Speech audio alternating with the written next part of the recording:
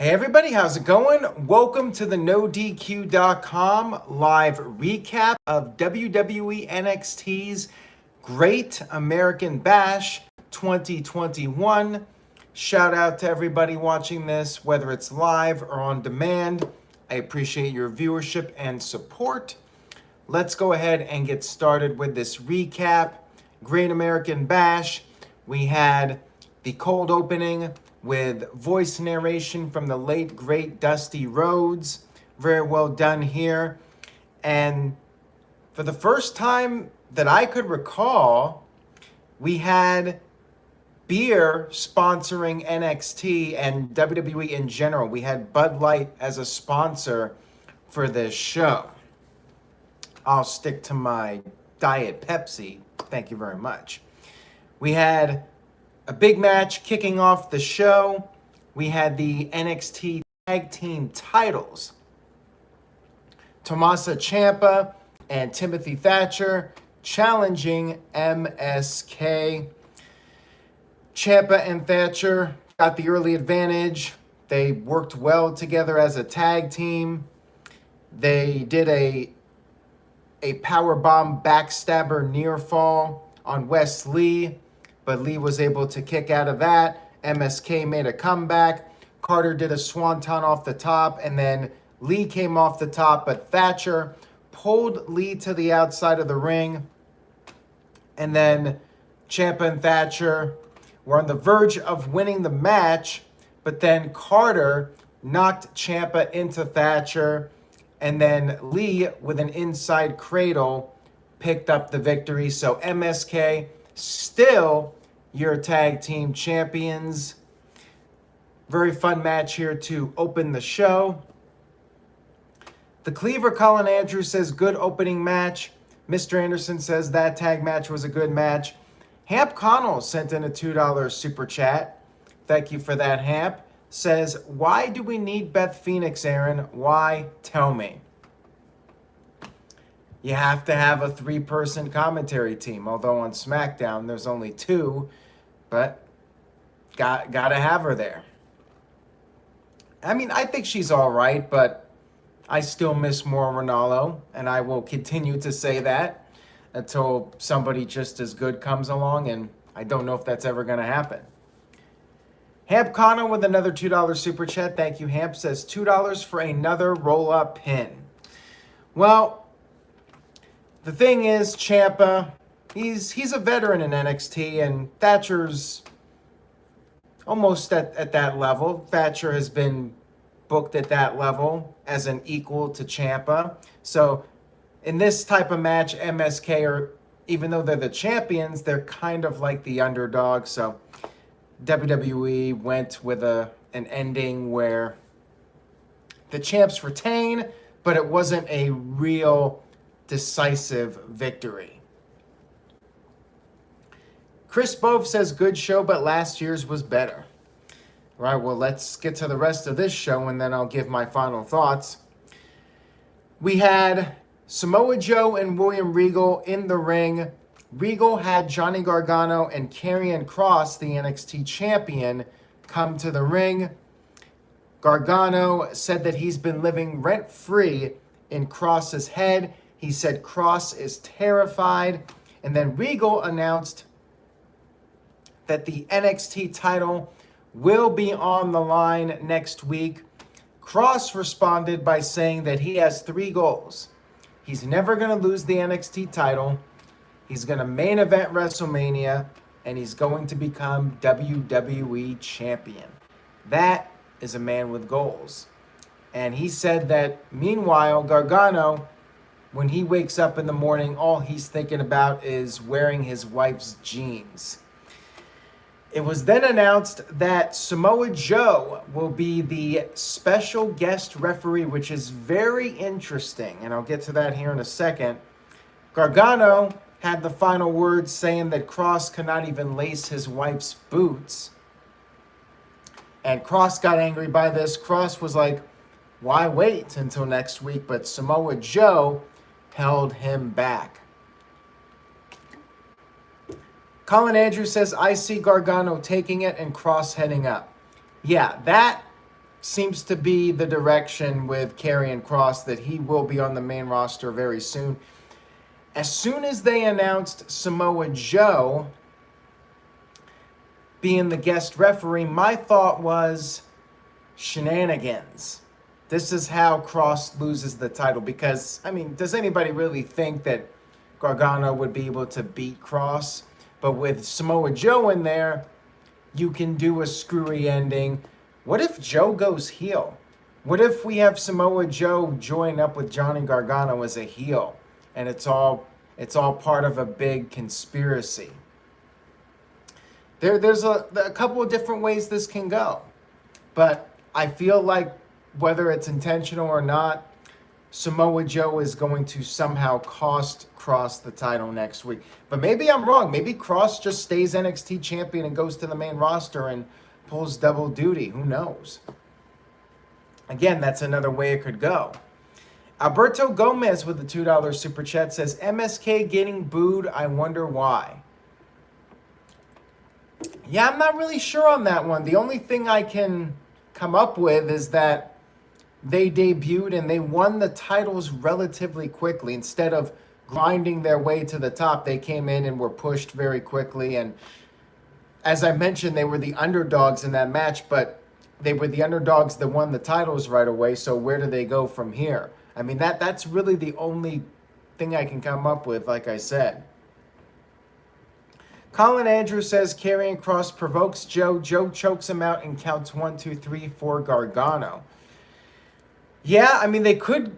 It reminds me maybe of 1997 SummerSlam with Bret Hart, The Undertaker, and Shawn Michaels. And Shawn Michaels ends up having to count out The Undertaker. He doesn't want to do it, but he has to do it. Maybe Samoa Joe accidentally hits Kross, or Kross provokes him, and then Joe just counts the 3. They could do any number of things, but I feel like Joe is in this match to make Kross look strong in defeat when he loses the title. And I think he's going to lose next week. But again, maybe not. Maybe because everyone thinks that's going to happen, it's not going to happen. And Mr. Anderson says, who's next for MSK? Good question. Your guess is as good as mine at this point. Maybe Hit Row? Maybe Hit Row's going to go for all the titles? Who knows? Mohammed says, what's good, man? Happy Tuesday to you. I hope you are doing well. Same with everyone in the live chat. NXT Great American Bash was quite something tonight. Indeed it was. All right, so next up, we had the $1 Million Championship on the line. LA Knight versus Cameron Grimes. Grimy had a pretty hot start. He had a high crossbody, got a near fall. But then Knight hit one of his reverse DVDs, got a near fall, and was unable to put away Grimes. LA Knight kept trying to finish off Grimes, but couldn't.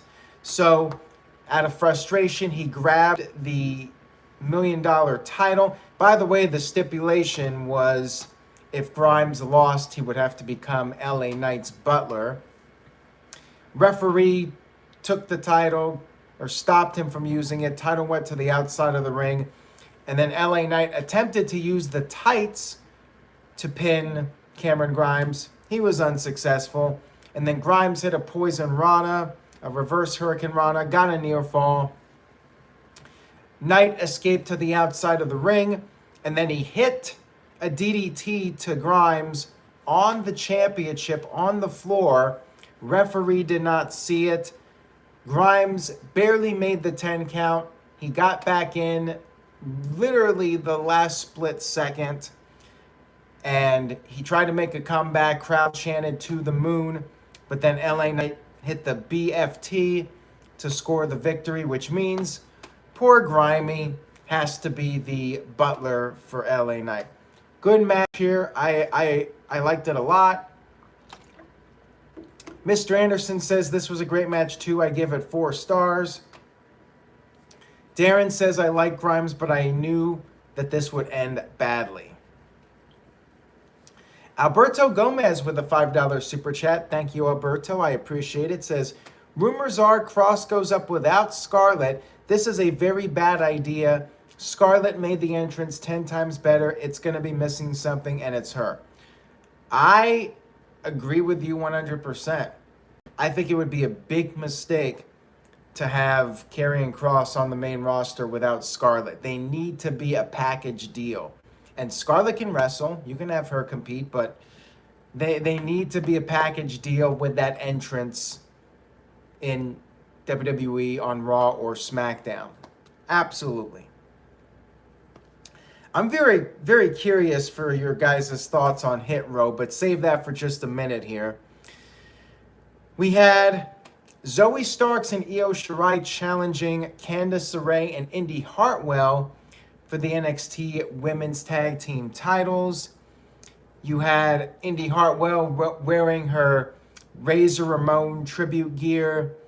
And once again, the challengers, like the previous tag title match, the challengers worked well together as a team, even though they're pretty new as far as being a tag team. I think Ciampa and Thatcher had some more time as a tag team.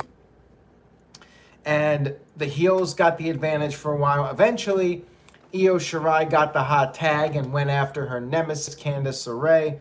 And the announcers brought up how Io is the biggest threat to any championship on the brand. Io missed a moonsault, and then we had Candice and Indy putting on the Gargano Escape and the Silencer at the same time, but the good gals were able to get out of it, and then things started to break down. Candice was in control again, and then the lights went out. We had the battery, the charging battery appear on the screen, finally reaching 100%. And if you read the spoiler on NoDQ.com, you knew it was the returning Tegan Nox, the person that a lot of people were expecting to be the returning star with the charging battery. It was in fact her. And that distraction led to the faces getting the upper hand, and Stark pinned Indy. Thus, we have brand new NXT Women's Tag Team Champions, Io Shirai and Zoey Stark. Zoey winning her first championship. And I was just going to say, Colin brought it up in the chat, these NXT Women's Tag Team titles change more than the 24/7 title as of late. Yeah, I was just thinking, like, didn't we have new champions crowned not too long ago? There's already been like 5 or 6, maybe not that many, maybe 4. But there have been several champions already, and the tag team titles are still relatively new.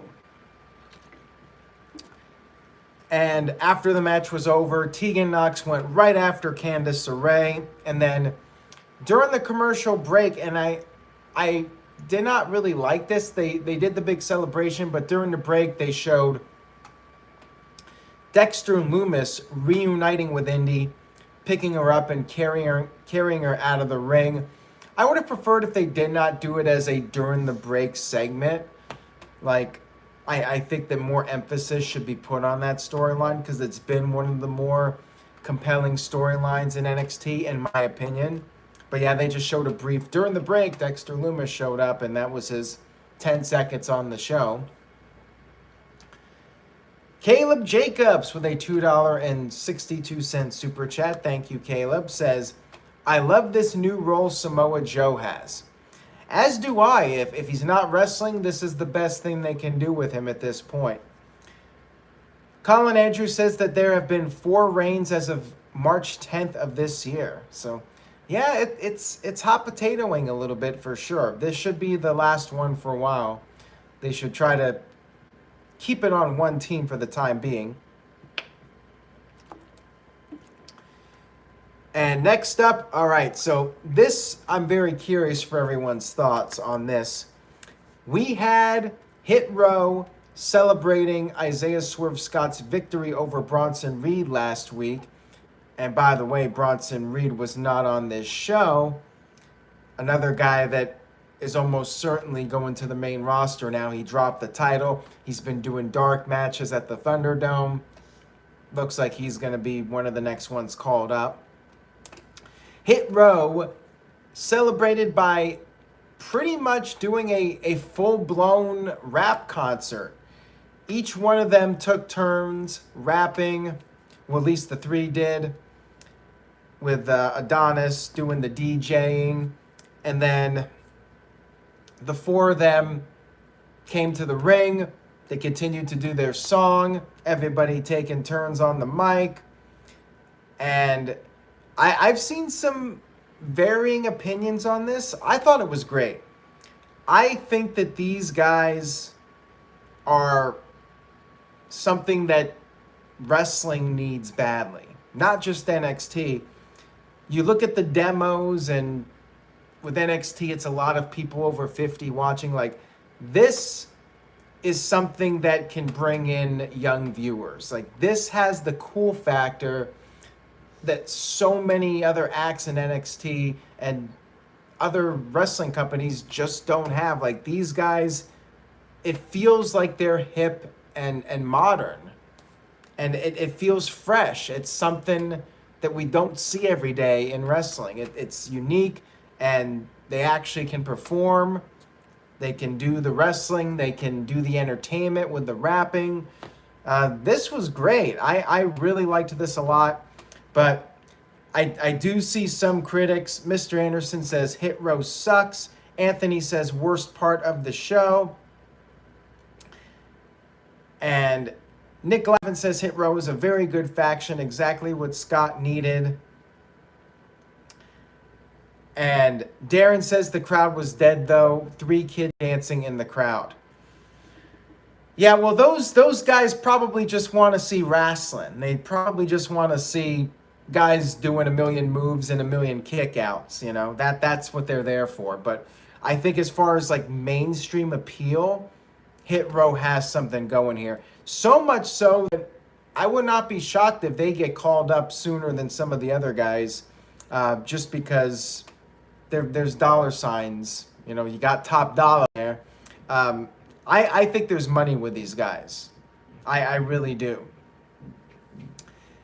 Alberto Gomez with a $5 super chat says, all we needed was the doctor of Thugonomics interrupting. Well, I mean, yeah, they bring that cool factor that Cena brought. Like, these guys are what Max Caster wishes he could be as far as the rapping and all that. Like, this was really good. And I know it's not everybody's cup of tea, and you know what? It's not really my genre, but I thought it was extremely well done. And to me, they are the freshest act in the company right now. All of WWE at this point. And I think there's a potential gold mine with these guys. Hopefully WWE doesn't screw it up. The Game is on 100 with a $5 super chat. Says, Cross keeps the title until the draft and gets drafted as NXT champion. He stays undefeated just like Asuka when she got called up. Your thoughts? It could happen. There's no rule that Cross needs to drop the title. He could still be the champ for 6 months. He could keep defending it on the NXT pay-per-views and be on the main roster. It could happen. But I'm still going to go on a limb and say that Gargano wins the title next week due to Joe costing Cross, whether it's intentional or not. And speaking of Joe did this promo backstage with Regal and said that everything should be fine as long as he's not provoked. So I wonder if that's a little tease for next week. We are our main event of the evening. Adam Cole, baby, versus Kyle O'Reilly, Bay. And pretty lengthy match here. What was interesting to me is that they went from having this unsanctioned match with all this craziness to just having a regular wrestling match. Shouldn't it be the opposite, where you start with the normal match and then you do the anything goes, lights out match? That was a little weird to me that they kind of went in reverse here. You know, this is supposed to be this bitter rivalry, and they're in the ring, you know, doing mat wrestling and submissions, you know. Just kind of felt weird to me, but I mean, really good main event from these guys, you know. Again, they're pretty much incapable of having a bad match, you know. Really good stuff here from these guys. Crowd was hot for it. They were They were dueling, chanting for both guys. And it went back and forth for a long time with these guys. Like I said, trading submissions. And you had Cole putting on the figure 4, which O'Reilly countered into a heel hook. Cole got to the rope. Crowd started chanting, "This is awesome." And O'Reilly hit a kick, which I really liked this part. O'Reilly hit this kick, but the momentum actually sent him out of the ring. He hit him so hard.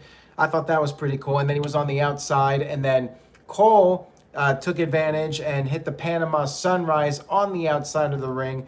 Got O'Reilly back in the ring, but he was too close to the rope, and O'Reilly was able to get his hand on, or foot on the rope, I should say. And then Cole, he started trash talking, which really got O'Reilly fired up, I should say. And O'Reilly went to the top, went for his diving knees, but Cole was able to get out of the way. Cole hit the last shot, but O'Reilly kicked out of that. And then O'Reilly countered the Panama Sunrise, but he hit a knee strike, and in the process hurt his knee, and Cole took advantage of that, hit another Panama Sunrise, then he hit the second last shot and scored the victory over O'Reilly. So they're 1-1 now, 50-50. And maybe we'll get a third match from these guys, and they'll do some sort of crazy match to finish off the series. And Nick Glavin says, of course this was good. Former Ring of Honor stars. Absolutely. And Colin Andrews says, these two always deliver. I can't wait to see match 3 at the next NXT TakeOver and a loser leaves NXT match. I like it. I'm all for that. I know they're probably doing the next TakeOver in Florida, but why not go to Vegas? Like, I'm not getting that. Maybe there's some kind of scheduling issue, or they don't want to do it. But they should go to Vegas that weekend and do that Sunday. They should do TakeOver in Vegas. But right now it looks like they're doing Orlando, at least last I heard. Mr. Anderson with a $2 super chat says, Hit Row concert better than the Uso and New Day rap? I would not go that far, but there's a lot of potential, in my opinion, with Hit Row. There's a lot that they can do. You know, they can only get better as time goes on. I definitely think there's something with those guys. So all in all, really good show. These specials are always right on the money. You know, it felt like a mini takeover. I enjoyed it from start to finish. I will go ahead and give it an A-. Wasn't the best show I've ever seen. I think I would go a little bit higher with Halloween Havoc. I forgot what I gave Halloween Havoc, but I would put that a little bit higher than this. However, this was still a really, really good show. Nick Glavin gives it an A. Martin, Mr. Anderson, and Israel Diaz also give it an A. Mohammed with an A. Colin Andrew with an A-. CC Drink with a B+. And Darren with a B-. Game is on 100 with an A as well. So more solid letter grades for NXT. Check it out. If you expect quality from NXT, you will not be disappointed with this show. Thank you guys for tuning into the recap tonight. I will be back, but real quick, before I leave, Alberto Gomez with a $5 super chat. Thank you, Alberto. Says, the sells they do when they get kayfabe injured is just amazing. I think Cole is another one to get Paul. Well, I can't even talk now. He says, I think Cole is another one to get called up probably by fall season. I would like to see it happen. I think he's been in NXT for too long. You know, at some point you have to move on to a different territory. Like, you're going to, the greatest wrestler, the greatest performer is going to get stale if he stays in the same territory for too long. you gotta move at some point. I do think it's time to get Cole up to the main roster. And to respond to Nick Lavin, Cole wants to stay in NXT. He recently did an interview and did not rule out going to the main roster. So I think it's still in the realm of possibility to happen. And maybe they do that loser leaves town match. But anyways, guys, stay tuned. Next video coming up, AEW Dynamite, back on the road, Miami, Florida. Looking forward to that one. Should be a really fun show to watch and recap. So tune in for that. Enjoy the rest of your week. And I will see you guys next time.